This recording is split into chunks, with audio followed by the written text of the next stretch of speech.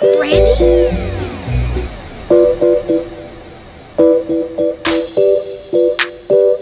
Here comes trouble. Very psychedelic, baby. Yeah. Watch out, here comes trouble. Hello. Oh, bummer. Not working. Not working? You sound fine. I mean, maybe I don't have headphones on, so. It's, this system's new and I'm always troubleshooting, and this is I've never tried to go through Zoom before. Well, this is great. You're my first guest to do an interview on a bouncy ball. So this is exciting for me. Good. I'm glad you like that part of things. So let's, this is Indigo, Onah Indigo of the musical project, Noaccordion. We just met a little bit ago. I'm repeating myself, but we can always edit. That's okay. So talk to me. I'm Brett. Hey, Brett. Nice to meet you. I mean, what's going on? How'd you find out about me? Why'd you want me on the show? Because I saw your video last night and you seemed very interesting. I like the music, and I was like, well, I've never met her. Let's see if she wants to be on the show, and then here we are. And I said yes. Yeah. I'm starting to say yes to more and more opportunities. Good. I'm coming out of my little hobbit hole, and Good, me too. as much as I can in this time, at least I'm going live more often is what's happening. Yeah. So talk to me about, I mean, I know that you covered a lot of this stuff in your Facebook sort of promotion or your talk, what you're doing. I know I'm going to be asking you to repeat what you already sort of said, but give us the full, Onah Indigo. Where you been, where you going, what you're doing this Noaccordion Project. Let the people know what's happening and what's inspiring you. Yeah, well, it would be a lot to launch into all of what you just asked about, but what I'll try to do is make it a little more concise. Okay. Noaccordion is a musical project that I've been working on for about 10 years now. And I'm actually during COVID, I've had times to work with different business consultants through a small business development center, and they've helped me start to form what is the vision or the mission behind this project. And so I've got a mission statement now, which I'll read you. It's celebrating diversity by amplifying creative, marginalized voices to form a deeper understanding and connection that promotes equal opportunity for all. And it's also transforming fear, anxiety, anger, and hatred into love, compassion, and creativity. So those are kind of some of the core things that are driving this project. And it's a musical project that's been going for 10 years. I make all the beats. I'm a music producer. I'm a musician. I am also a sound engineer. And this project was a way for me to put my songs out there initially and have the big, fuller sound of a band. When I first formed this project 10 years ago, I thought it was going to be a band. But I never quite found the right band members. Instead, I just continually am working with new people. Initially, I was working with a lot of bass players and drummers because I was doing the traditional live band experience. And I wanted that electronica feel. I lived in England for years in the 90s and was part of the whole festival circuit. I was in a samba band actually for years, a drumming ensemble. We used to tour the festivals. And that's when techno hit and drum and bass and jungle. And I just love that stuff. So ever since the 90s, I've been making beats. And that's what got me into computers in the first place, which is I'm a techie nerd because of creativity, because of music. So I started making these beats, and I'm also on the other side I'm, you know, writing songs. So finally in 2010, I started to really want to combine that flavor of the beats I was making to the songs I was writing. So I was trying to get drummers to emulate that electronic sound, but it just wasn't, they weren't getting it. So I ended up having to make my own beats. And then I get drummers and bass players to join along with what I'm doing. Then I can really have the full sound. So the first album was, yeah, mainly just about me. And I worked alongside a producer and a mixing engineer.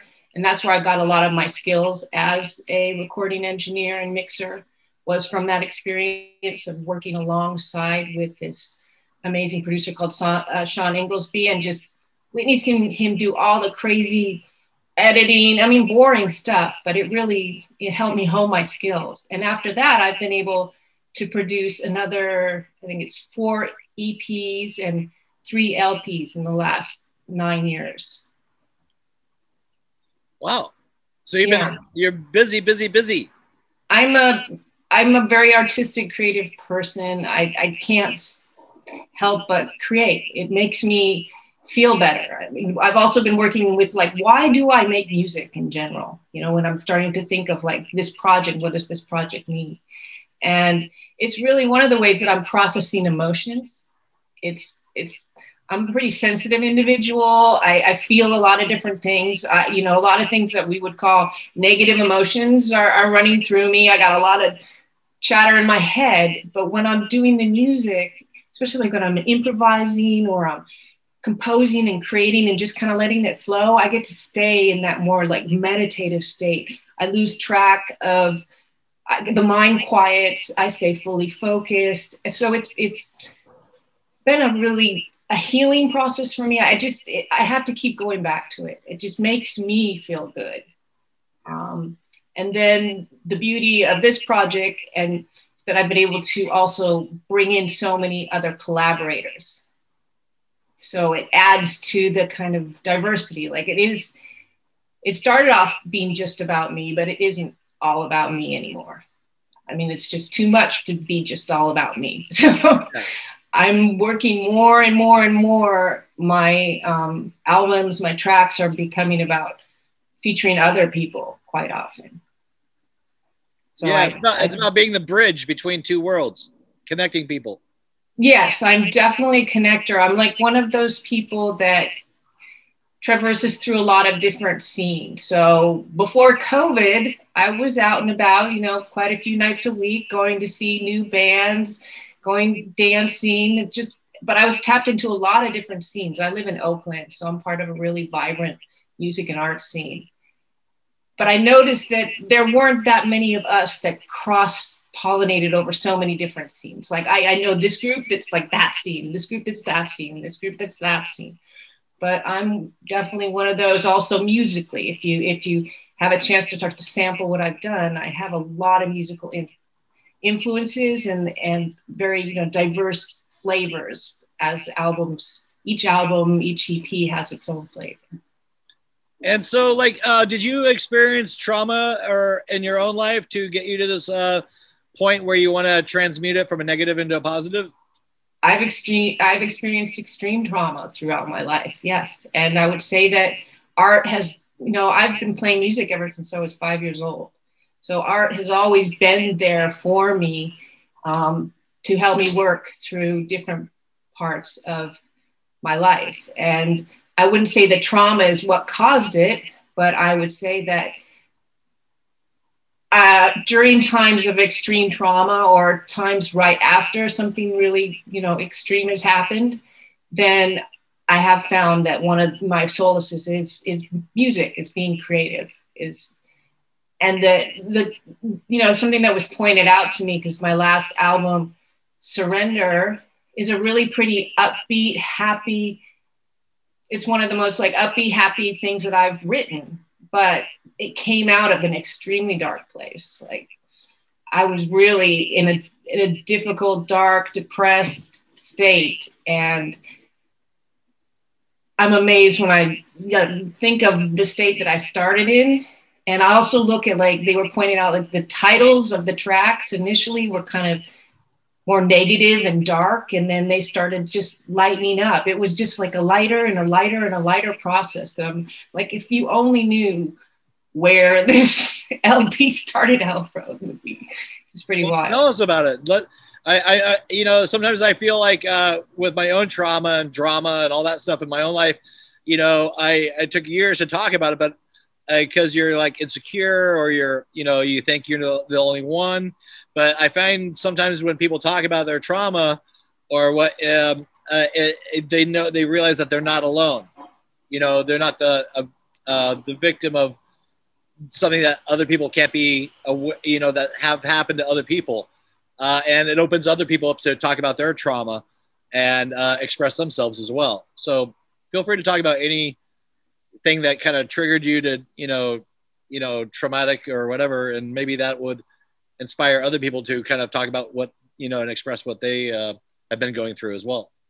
I find that a lot of people some people go to their deathbeds without expressing themselves or identifying what trauma they had experienced in their life. And, you know, I just feel like it opens up people to take chances and to realize that they're not alone.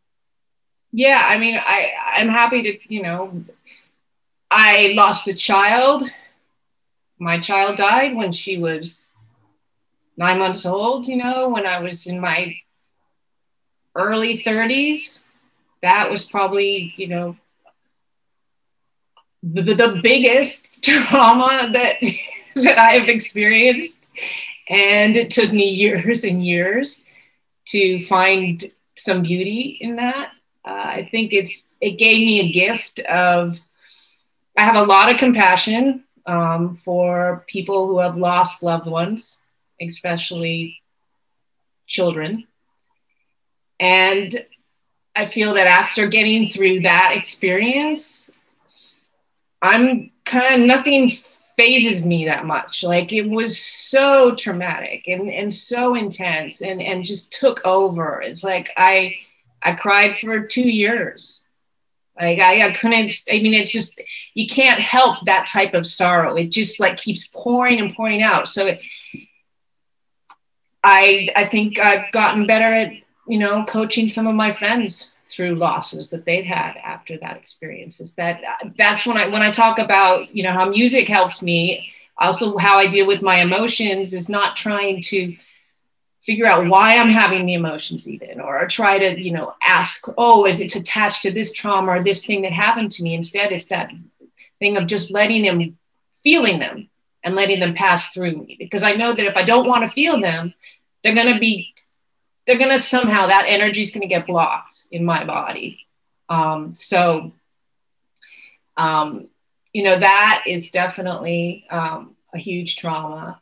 I've also experienced a lot of sexual abuse. So that can also, you know, just being a female, you know, a cisgender female in this world can be very challenging, and to find self-respect amongst the patriarchy and the misogyny that exists, especially in the world that I'm part of. Like I'm part of the music industry, I'm part of sound engineering, production work, and I encounter a lot of misogyny.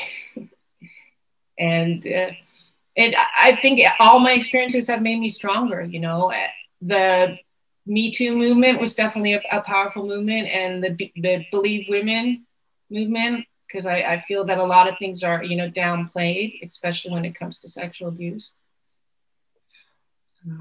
Yeah, it's a biggie, man. There's been it's a big deal. It's a very big deal to talk about it out loud. Like I've had some abuse, mental and all sorts of crazy stuff that I didn't think that, you know, was a part of my family. And then I talked to, you know, people in my family, and then I went down the wormhole of that, you know, and I found out that, you know, my grandmother had sexual abuse, her mother had sexual abuse, my mother, my sister, my brother, me. There's all these, and mental abuse as well. It could be just as much as deep rooted as that, you know. And I guess it's just expressing yourself and talking about it. I found that it was stuff that we should have talked about like years and years ago. Like, and that's what people do is they don't talk about it. They don't do anything about it. And so it sits in their gut and creates a hole that can't be filled. And, you know, as we express ourselves, we can kind of, you know, get out of that hole, I think. Yeah, expression is helpful, and not, you know, not shaming therapy. I've been in all types of therapy. I'm all about self-healing. I've had to really research a lot of different ways and modalities of healing, you know, both for the mind and the body. And I feel that over these years, I've really learned what my body, my individual body likes to ingest and what keeps me healthy, which is one of the things is why I'm on a ball a lot. You know, yeah, that keeps me healthy. I need to move. What's your workout situation? What do you do to exercise? So I practice martial arts. I practice Tai Chi, which is just this unbelievable, beautiful form. I've practiced a lot of different things over the years. I got into yoga in my early 20s. I always struggled like meditating. Like I can't sit still. So this idea of like cross-legged, you know, perfectly still just drove me nuts. And finally, I realized that you don't have to sit still when you meditate. Just as I was explaining that I find that whenever I'm improvising or composing music, it feels like meditation. Also, you know, when you can have moving meditation. And I would say that the whole practice of Tai Chi is moving meditation. So not only is it's also like my master calls it a weight building or bodybuilding for Kung Fu as well, because you are meditating, but you are also, you know, building up your core. And so I practice meditation, of Tai Chi, which is a form of meditation, and bodybuilding. I've been doing Pilates about 3 to 4 times a week since the lockdown happened. I take a lot of walks out in nature. I try to, luckily where I live in the hills of Oakland, there's some beautiful walks. And so get out in nature, exercise. I also practice yoga 2 to 3 times a week. And then when I'm working at the computer or at my desk, I'm always on this ball, which is like a micro workout. And I do a lot of little bouncing too. This is subtle, but it like works your core. Like I had 3 babies, you know, I had a lot of work to do on my core, but my core is feeling really good now. Oh, wow. What's your diet like? Just curious. I would be called paleo, although, you know, I was doing it way before the paleos, but yeah, my body likes a lot of meat protein, some goat cheese. I'm allergic to dairy, and then I eat a lot of fresh vegetables. What's your your go-to meat? My go-to meat is lamb and pork at the moment. I'm very careful about, you know, where it comes from and that it's humanely treated. I eat all organic. So you don't mind I was just talking to a friend of mine last night, and she's like kind of on that, just coincidentally, just on the same sort of tip, because she used to be a vegetarian, but now she's just like, she's been eating, like frying things or making food in bacon grease. Does that resonate? Or because I don't necessarily, I'm trying to lose weight personally. It does make sense to me in the sense I was vegan for 16 years. I was vegetarian for 10.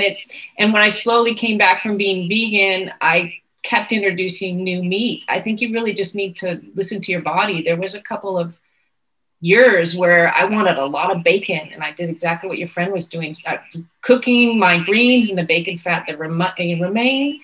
And then my body didn't want it as much anymore. And I stopped. I feel like being vegan for so many years, maybe it just was desperate for all the animal fat. Now I'm a little more chill. I think the main thing is to get in touch with your body. Really know your own individual instrument and what it likes and what it doesn't like. And hopefully the older you get, you've been doing more experimenting on it, and you've been, you know, realistic in the results of the experiments, then you can, what you can do to help with your body. I would say that, for example, like for mental health, especially if I'm feeling depressed. Like people, I think we all, you know, suffer from depression sometimes, and we don't want to talk about it. But I find for me that if I get outside and I exercise and I get in nature, maybe do some meditation, those are the three things I know they're going to make me feel better. Or make some music if I'm feeling inspired.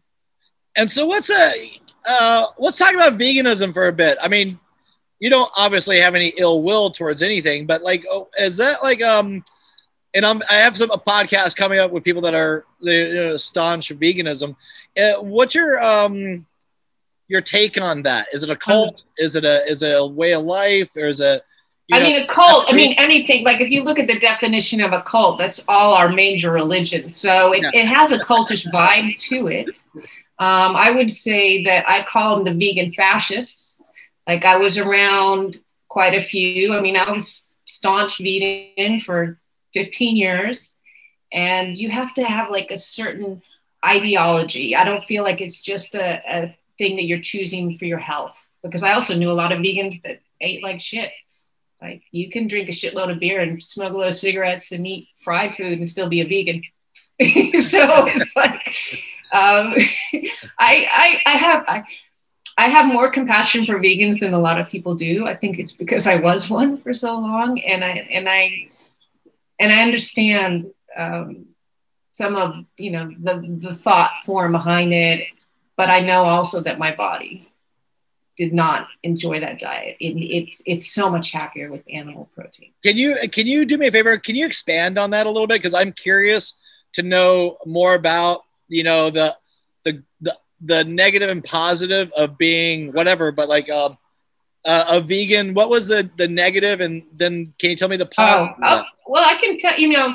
I think I went vegetarian when I was 16. Up until then, I just ate a load of everything. In fact, my father absolutely loved meat. So me and my dad just we ate lots of fast food too. And then my mom kind of freaked out, wanted us to get healthier. So she changed our diet to vegetarian, which I think did help me get healthy for a while. But what I didn't realize until I think it was about 24 when I went vegan, that I was actually allergic to dairy. So my entire childhood, I had this was bloating and indigestion, and it was because of my dairy intolerance. And it wasn't until I became vegan that I understood that I was allergic to dairy. So I would say that veganism, one of the things it really gave me was, you know, cleaned out my body enough and made me aware of this milk allergy, which has been a lifesaver for me. I mean, I still don't have dairy products. I found the challenge of being vegan is there's certain vitamins and minerals that you have to supplement because they're not in animal products. Like I really do think that us biologically, we're still animals, and that we were designed to eat meat as well as vegetables and fruit. But it can be a very cleansing diet and very healthy diet as long as you supplement some of the, you know, things that you're missing from the animal proteins. But what I found is that the protein sources, which is like tofu, tempeh, would be nuts and beans, they just didn't fill me up and hold that energy for me as anywhere as long as the meat does. So I think that's one of the main benefits that I'm finding back eating meat again, is that I have that kind of protein energy that lasts for hours and hours, as opposed to when I was a vegan, I felt like I had to eat like every 2 hours or something like that. I've heard that before. I've heard, you know, sometimes when you go back to meat, like you'll just end up having, instead of eating all day long, you'll eat like that one big meal a day, and that'll carry you through the entire day. It does. You're right. I fill up a lot faster than I used to. I have friends that remember from the vegan days. They're like, I can't believe how much salad you used to eat. I'm going by feel now. I'm just doing what feels good to my body. Yeah, that's a lot of people like not judging anybody on anything, but it's just like you do have to listen to your body, and sometimes you're hungry for meat. Sometimes you need some asparagus and some salad. And I'm on a big asparagus tip right now. It just seems to be so delicious. You make it with butter and garlic, and And I mean, yeah, I think if you're listening to your body, tune in. How can you tell people, maybe just from your own experiences, like how you can tune into your body and so you can be more aware of well, something that the other thing I just want to mention quickly about another diet that I do really like is the raw food diet.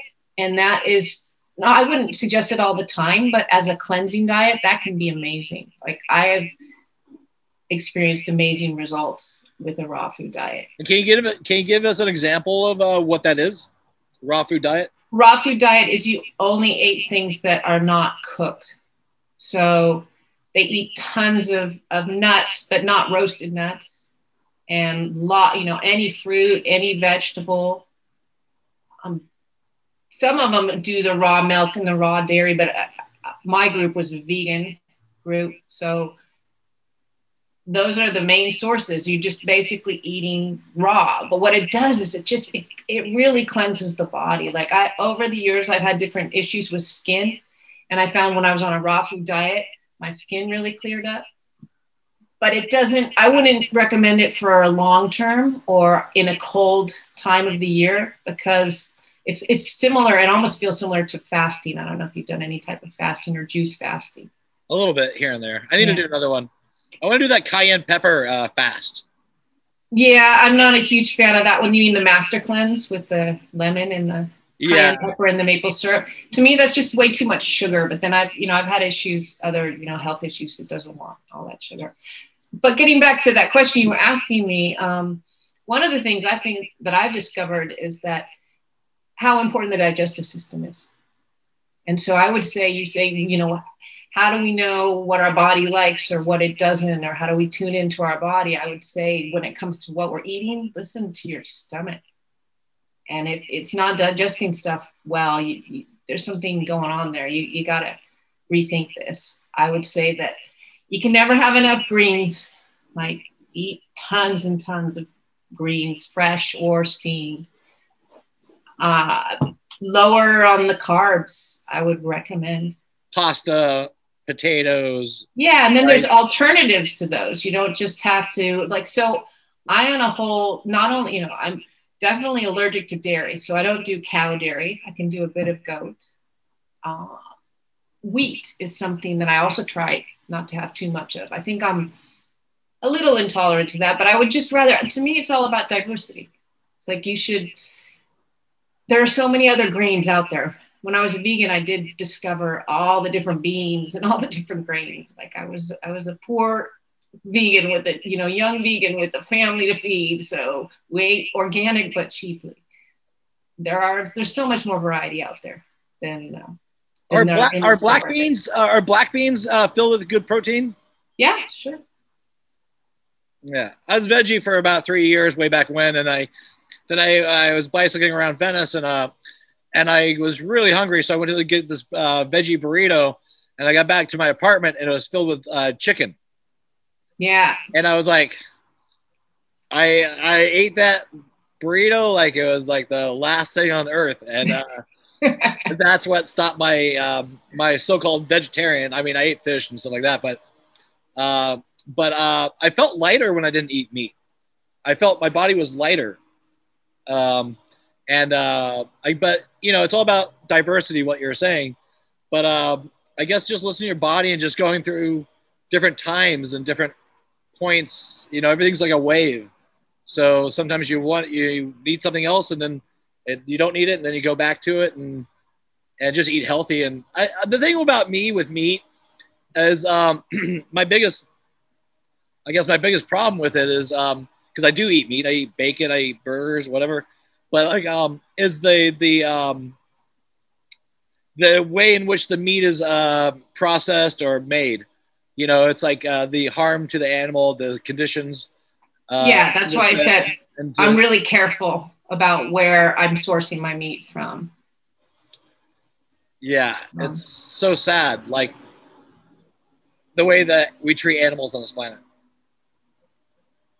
Yeah, I agree. And the way we treat humans too. I mean, not that nice. A lot of the time. So can we become our higher selves and our future selves? Are we destined to just flounder and wallow and are, you know, are we gonna achieve the level of human that we really aspire to be? I hope so. Like I still have a lot of hope, and I am on this path of discovering what it's like to be human. I'm pretty excited about the fact that none of us really know. It's a big mystery, and there's so much to be enjoyed. I'm really working at staying in a place of gratitude.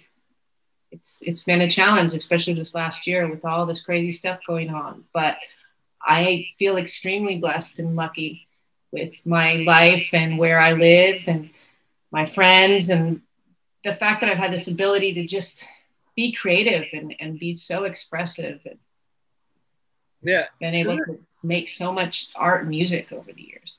Well, we're living in the future right now. We're living in, this is 2021. This is like, you know, we're living in the future. If we, you know, and we're seeing technology change on a moment-to-moment basis, like technology, instruments, phones, you know, everything's changing in the way we are. But I think we're folding into it pretty good. I mean, how long has the cell phone been here? How long has the internet been here? And look how it's like from the industrial age to, you know, dinosaurs. It's like, it's a pretty crazy. We have such a wealth of background to go back from and see how we got here. And now we are actually at the point where we could actually go to Mars, and we're actually, you know, Elon, you know, is wanting to do manned spacecraft to there at some point.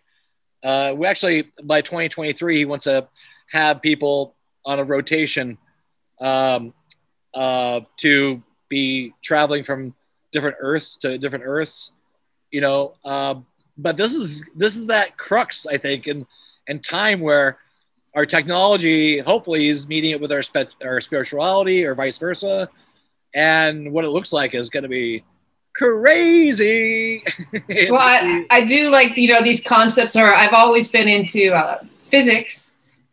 And so when you start to get into quantum physics and particle physics, and it starts to really meld with spiritual concepts. I'm excited to see science and religion almost meld into one thing, because right now I'm not a huge keen on religions.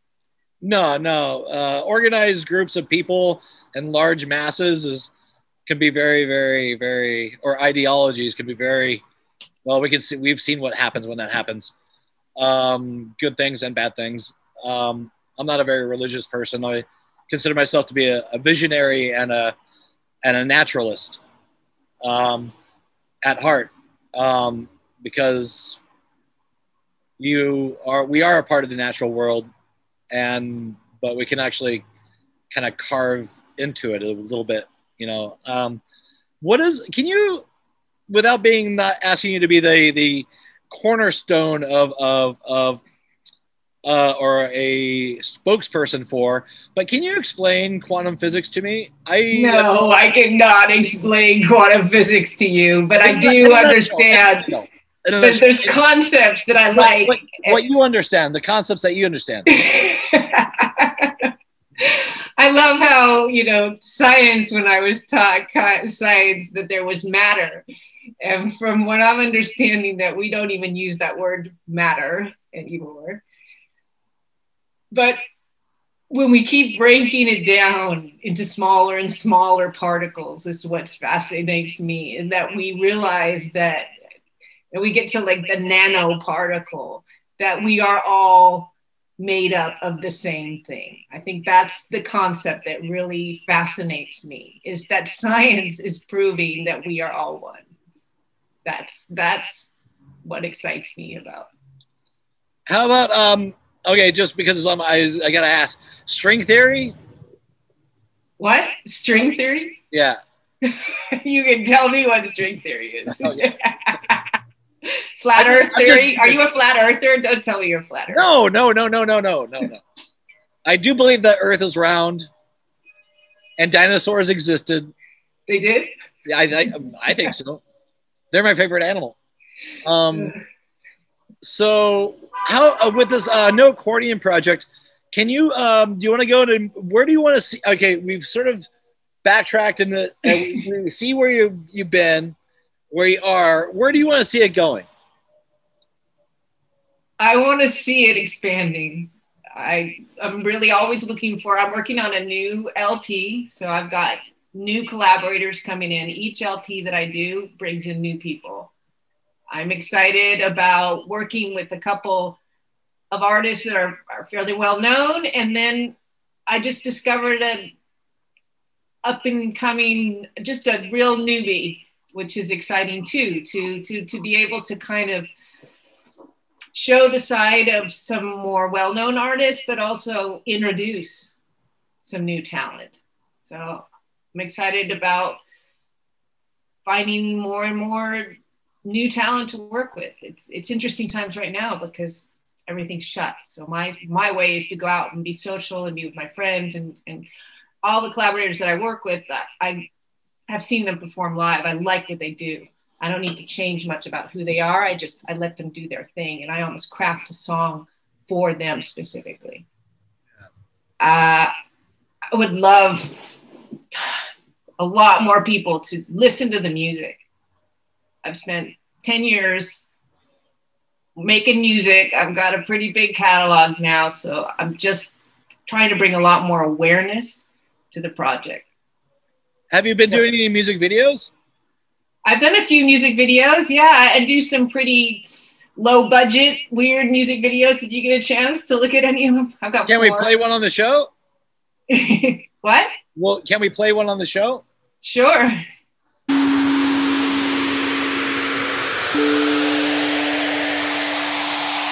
So ready for love.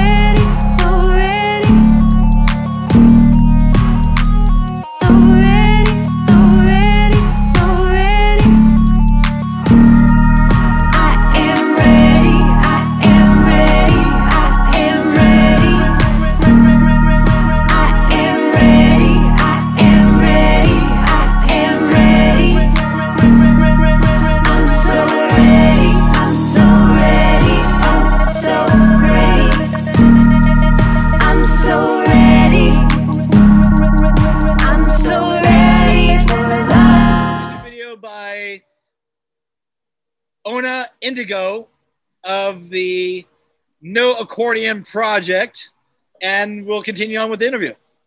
Okay. So we got about 15 minutes to kill. What else do you want to talk about? You're the interviewer.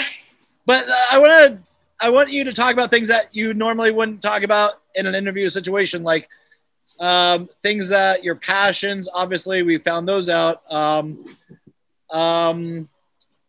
What's it like living in Oakland? Absolutely love living in Oakland. I've lived here for 10 years now. It's one of the most diverse, vibrant cities that I've ever experienced. I feel extremely welcomed and loved here.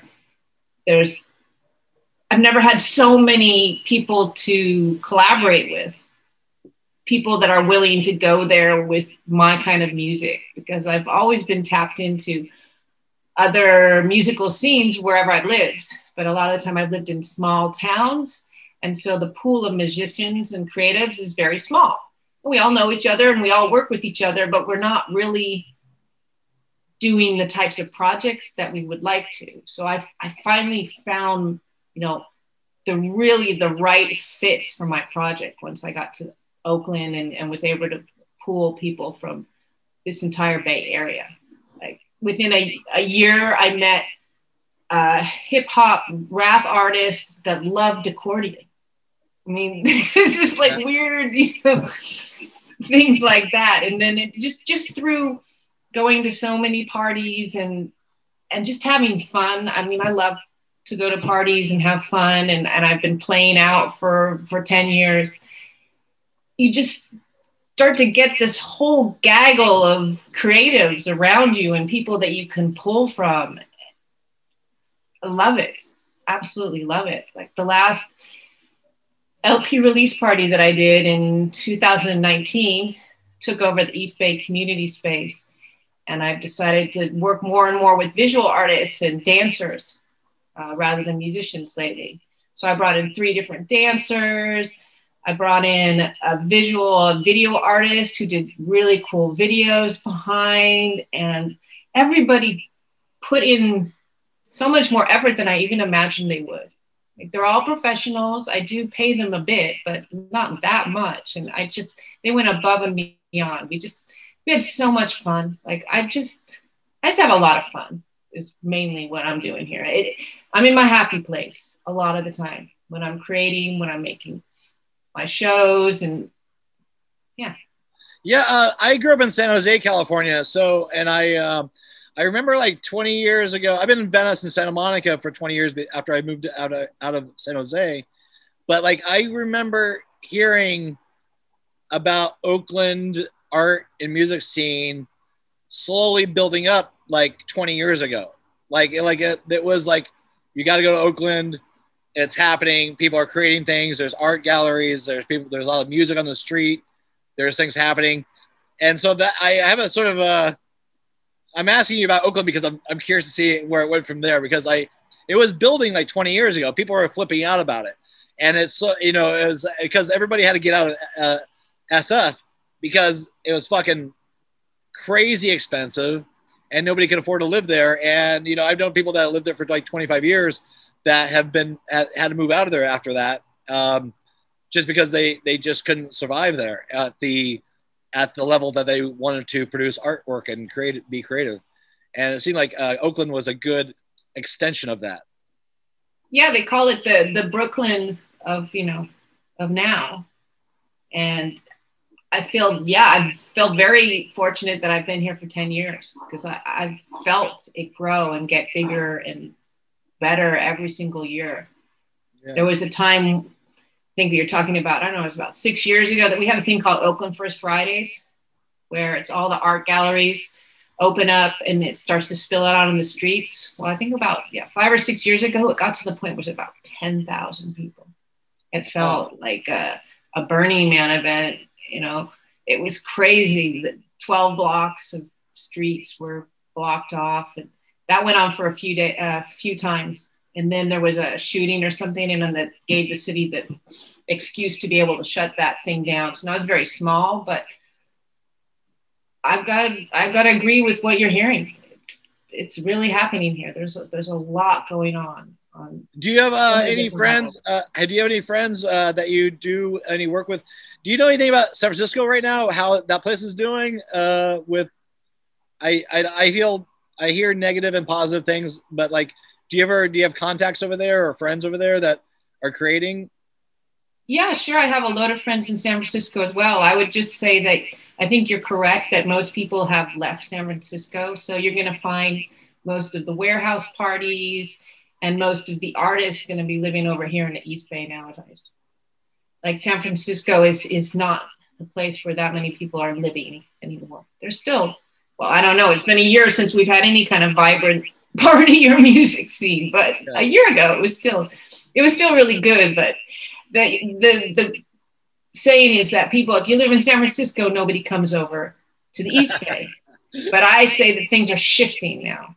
And it's now you got to come to the East Bay to really catch the good stuff.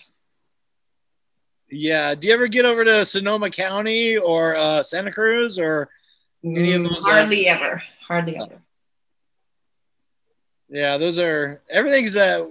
How's your COVID going? What do you feel about this? Do you have any? Can we?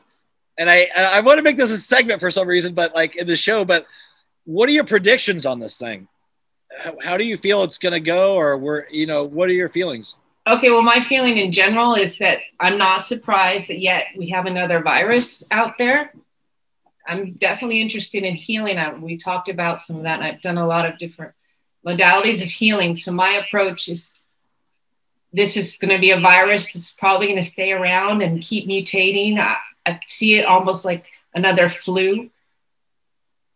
And yes, I understand why we're looking to vaccinate ourselves. I see ourselves as like a herd of animals that are too tight together and that we're not treating ourselves humanely. So we may just have to vaccinate or give everybody antibiotics like they do to, animals that are too packed.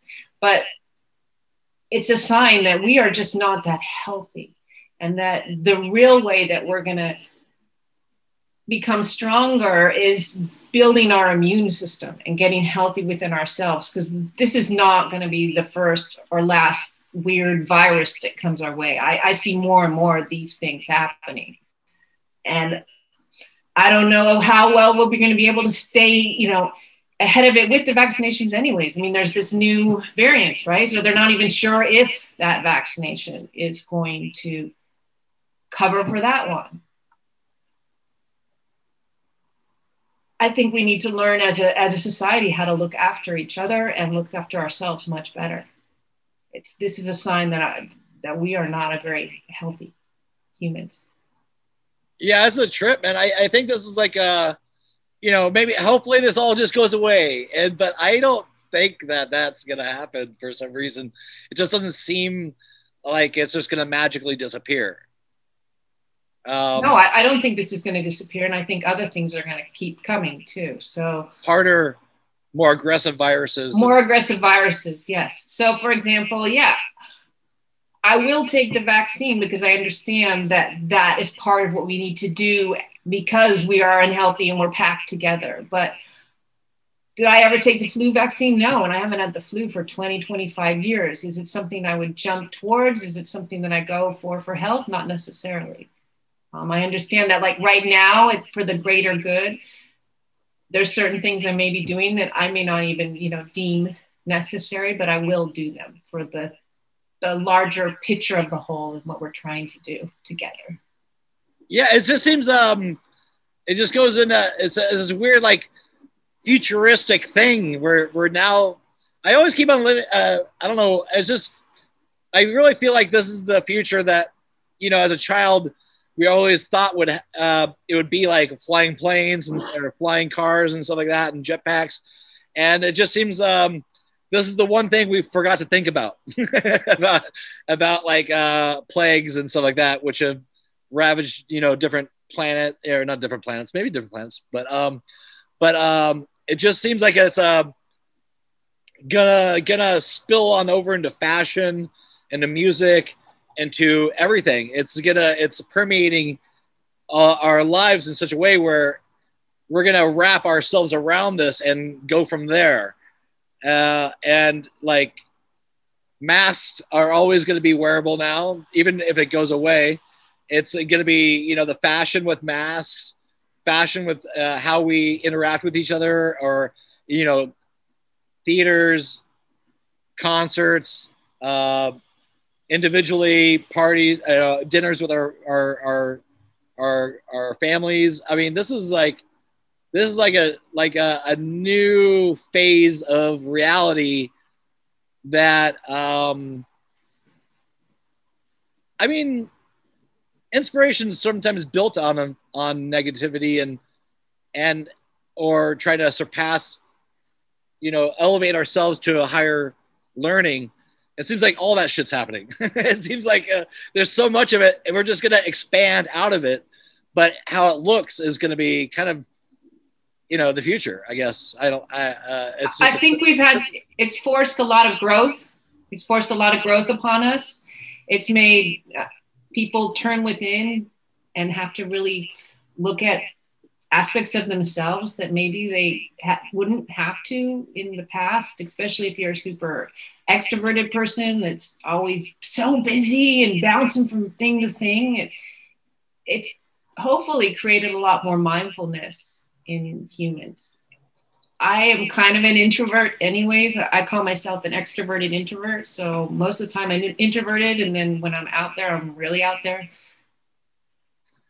I think it's going to affect how we re-socialize. I feel it like completely stripped down to our just bare essentials. Like, who are the bare minimum people that we are super connected to and that we really love? And then we have to expand out from there. And then it's going to be this kind of slow expansion. Like, I can't imagine us wanting to be all packed up in certain things and ways that we used to be. Like this distance thing, I think, is going to spill over in the future.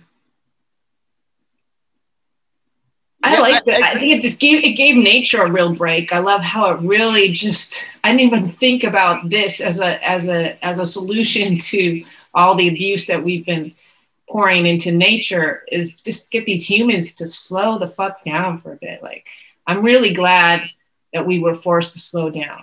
That is something that I've been working at for a few years now, is to just start to slow down a bit. I've been so productive and so busy and so good. And you know, I was a mother for years too. You just go.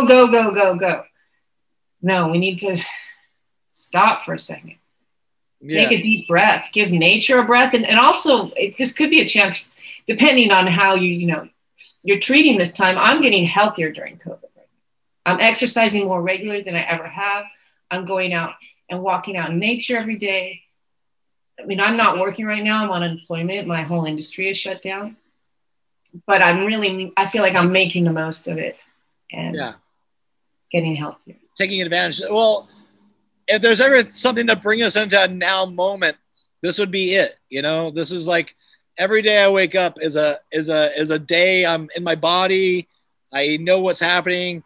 I didn't like people, the gray area was becoming thin before this, between light and dark.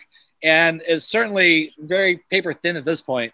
Like my threshold for bullshit was very thin before this. And now it's like, zip it. I don't want to deal with it. You're exercising your drama on me. Fuck off. I really don't have the time or the inclination to deal with it. Because now it's all happening right now. And I don't mean to be, I'm not saying that as an egotistical thing. I don't like bullshit anyways. I don't like people wasting my time. And for right now is not a time to waste. It's right now. And, with, listening to people that have, that are like energy suckers or anything like that, I've lost some, it's like those personal relationships that were not bringing you up, but bringing you down before this all happened, they have no room in my life. And it's clarifying, it's like the relationships that we have or, that we want to do we want to make them stronger, but the people that were wasting our times before this, they're out. I don't have it. I don't have the time nor the inclination to give to that anymore. Yeah, things have just fallen off. That similar thing for me, as far as certain friends. Just, I don't think I don't think I'm even going to go back to certain things I had a year ago. Now that I've had a year off, I'm like, there's certain scenes, certain people. I don't think, that doesn't serve me anymore. Like, I've had a long enough break to really look back at the last years and start to think of, maybe I might want to go in some different directions. The exciting thing for me is, although, yes, I have been shedding a lot of friends and even loved ones, I am networking and branching out on another level when it comes to music and the music industry. All of a sudden I can attend a music conference in New York and one in Australia without having to pay crazy money and fly across the planet. It's really cool. So there is definitely some perks I'm noticing from COVID. Well, can't wait till we get a hologram version of this maybe in 10 years from now, we'll just be holograms and, you know, having the same situation as this conversation where we can actually, you know, meeting the minds, expressing ourselves, and without having to, you know, maybe get that carbon footprint down a little bit. I get it, but you know what? I love my body. I'm really into being a physical human. Like I'm not all up in the head, and you know, I just absolutely love the body and the mind connection. And on that note, let's wrap this up. Thank you, Onah Indigo. Can you let everybody out there know how they can find you and your Instagram, your social, anything, and then, you know, anything else you want to say before we go? We're going to wrap this up. Yeah, please check out 10 years of music, over 40 or 50 collaborators. The project is called Noaccordion. That's Noaccordion. You can Google it. I'm doing a lot on YouTube right now, so it's Noaccordion is the YouTube channel, and I would suggest that you start there, subscribe to my channel, and then explore Noaccordion on any worldwide music listening platform as well. Perfect. See, that was easy. That was fast. That was fast. Did that go fast? Did that go fast for you? Yeah. So, hey, thank you very much for being on Brett's with Friends. It was a pleasure to meet you. And I look forward to hearing more of your music in the future, and I'm going to check out your shit right now. Thank you so much. I appreciate you having me.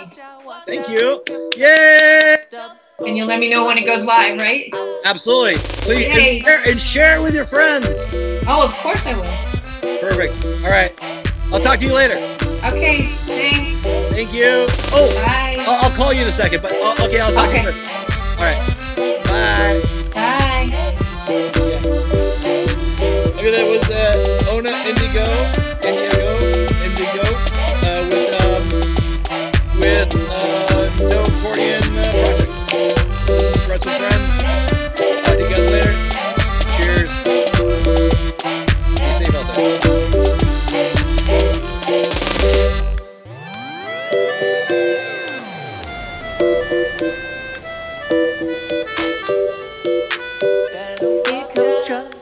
Double, here comes trouble. Watch out, here comes trouble. Gonna double, watch out.